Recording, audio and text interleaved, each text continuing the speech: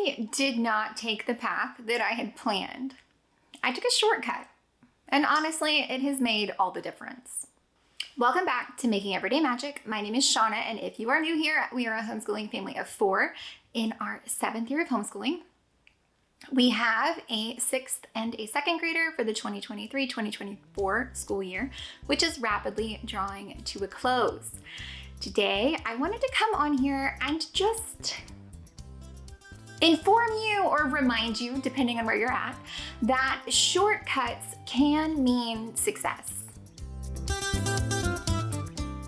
Guys, before we go any further, please scroll down, hit the big red subscribe button, turn on the bell for notifications, and give this video a thumbs up. As always, you can find me right on down in the comments or over on Instagram at Making Everyday Magic. It can be so easy as parents, especially as homeschool parents who have decided to shoulder the burden of their children's education, to worry that you are not doing enough to set them up for success when it comes to college and other things. It can also be really hard as a homeschool parent who has poured so much into the education of their child to watch them want to pursue a path that maybe is less than your ideal path for them. And that is what I want to discuss with you today. Let me explain to you my own personal journey. So growing up in the Houston area, I always wanted to go to Rice and study political science. Like, that was a huge thing for me. That was just kind of what always was in the forefront of my mind and what I wanted for myself, okay? So then, as you age, things change. As you grow up, things change. I started at a community college doing, basics, things like that. And I'd start and I'd kind of slack off and start and slack off and start and slack off. And I realized that while I very much enjoyed those things and enjoyed learning and all of that, it just wasn't for me. And so in the interim, what I chose to do was, my thinking was, I can take a little break. I can go do something kind of quick and easy to get into a different field, that field being cosmetology. So becoming a hairstylist, I was like, it only takes about 9 months. It only takes about, at the time, $5,000. I can get this done and I can work while I am pursuing my other goals or figuring out what those goals are. Because to be quite honest, what I wanted had drastically changed by like sophomore year. Let's not kid. Things change. And so I went and I pursued all in full time 9 hard months of getting my cosmetology license. And then I got out into the world of cosmetology. And I have to be honest with you, absolutely loved it. Okay, there was nothing better. And granted, I probably honestly loved aspects of it more so than the actual like doing the cosmetology of it. What I loved was that I didn't have to sit still, that I was able to talk almost nonstop. I could talk about a brand new thing every 45 minutes, and I got paid to play dress up and to make people feel amazing. This is the thing that really filled my soul, was that those interactions and that kind of exchange of my knowledge. And that is what I'm passionate about, is sharing what I know. And at the time, that is what I knew. So I love it very much. And it's one of those things where I just want to, again, remind you or inform you that skilled work is still good work, okay? So that is what I wanted to come here and chat with you about.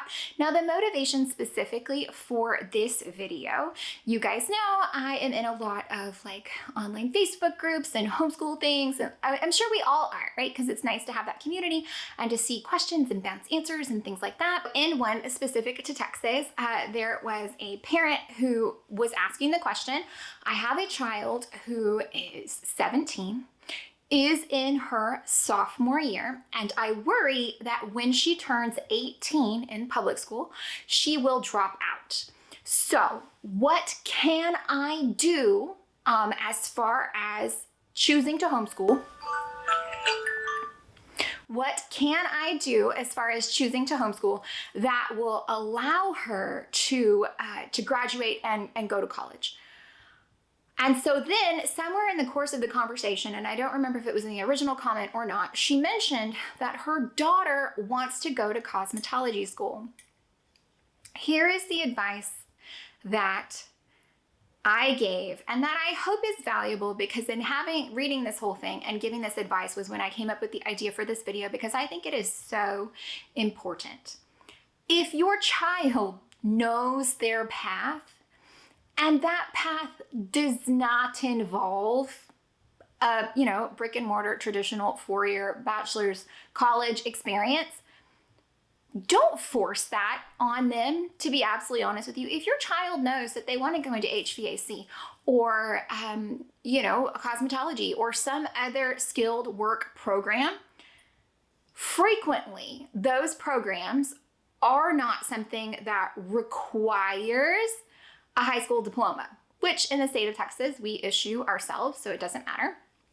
However, a lot of those things also have relatively low minimum age, like, requirements. And so my advice, if you're in a situation like this where you have a kid who is almost a full-fledged adult, who is not passionate about where they are, but knows where they want to go, help them get to where they want to go, shortest means necessary.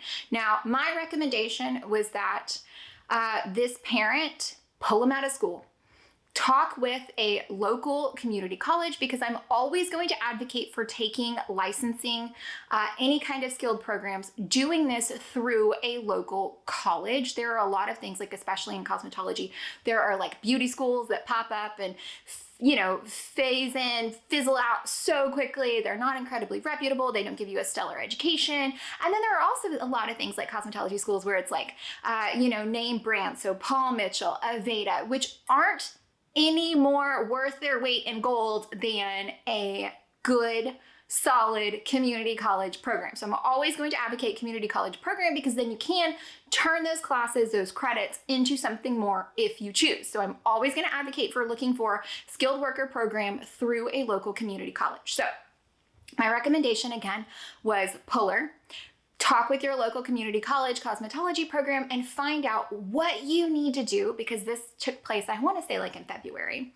But find out exactly what you need to do to get her into that program in the fall, whatever it is. And if it is test your GED, if it is write her up a diploma, whatever it is, the bare minimum that it was required to get that child where she wants to be, in a field she is passionate about, as quickly as possible.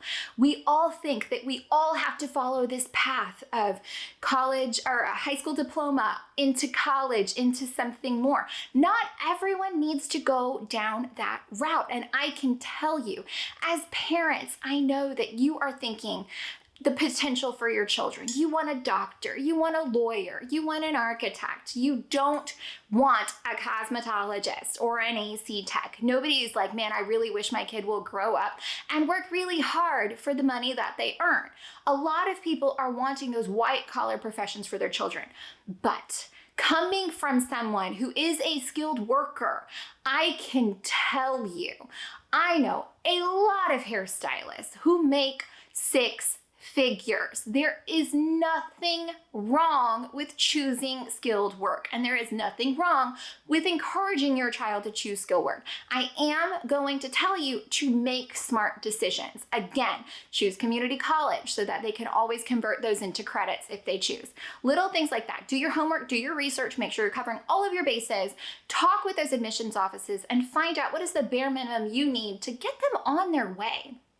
Because yes, a cosmetologist, a hairstylist can make $100,000 a year, and a lawyer can make $100,000 a year. But one of them doesn't have a massive amount of student debt to carry along with them. So the actual turn of profit, when it comes down to the fact that you can get it licensed in a year, okay? So 1,500 hours and passing a state exam That gets you a cosmetology license, okay? You can get on the floor working in a real job in a year, earning real money without being saddled with debt. So it's not undergrad, post-grad, LSATs, all of those things, okay? Coming out with hundreds of thousands of debt that you are unlikely to pay off anytime soon. It is not a bad thing to choose a career, and it is not a bad thing to allow your children to pursue their own path, especially if they know what that path is.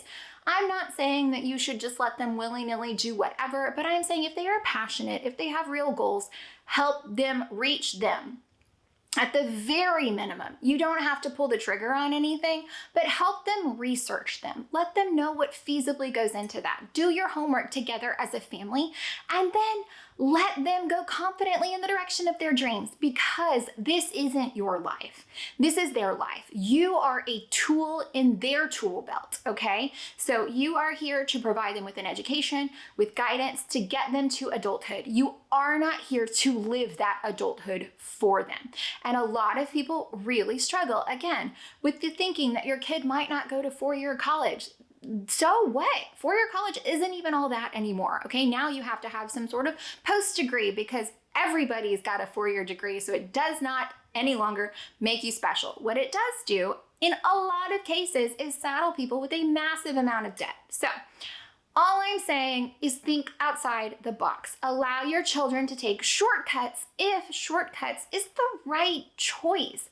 There is nothing wrong with finding success along a different path, and I am an absolute stunning example of that, because I can confidently tell you my life now, 100% never in the plans. Am I thankful for that? Absolutely. Am I right where I should be? Absolutely. Do I love everything I have? Absolutely. Would I trade it for the world? Absolutely not. But it's not something that was always on my horizon, was always in my peripheral. It was never gonna be me. This was never gonna be me. I'm glad it is, absolutely. But it was not part of the plan, and that's okay. I took a shortcut and I found success, and I am not sad about it in the slightest. So please just remember to think outside the box when it comes to your kids' education, your planning, all of those things, and listen to them, especially as they get closer to adulthood, because they're the next generation. It's their job to go out into the world, okay? You can't do that for them. Our job as homeschooling parents, because we've chosen to shoulder the burden of our children's education, our job is to set them up with an education that allows absolutely anything to be in their reach, anything they could possibly want. But our job as parents is to let them choose the path that they want. So yes, get them ready. Prep them like they're gonna go on and get a doctorate and it's gonna be amazing. Prep them for that. But let them do hair. Let them work on ACs. Let them be a mechanic. Let them go out and be a landscaper, be a power washer. Let them be a chef. Don't force them into something that's not for them, because a lot of people really don't value, for example, cosmetology. And I can tell you, almost everyone, I can't think of a single person who I went to cosmetology school with, or who I have known as a cosmetologist since, who didn't start out on some other path. And frequently it was nursing or teaching because that's what their family wanted. Don't delay your children's dreams because you have a stigma around what they want to do, okay? Guys, I hope that you found any of this helpful, entertaining, or informative. If you did, please scroll down, hit the big red subscribe button, turn on the bell for notifications, and give this video a thumbs up. As always, you can find us right on down in the comments or over on Instagram at Making Everyday Magic. You're gonna have to let go a little bit. Set them up for success, let them do whatever it takes, do whatever you need to get them ready, and then allow them to take shortcuts. It's gonna be okay.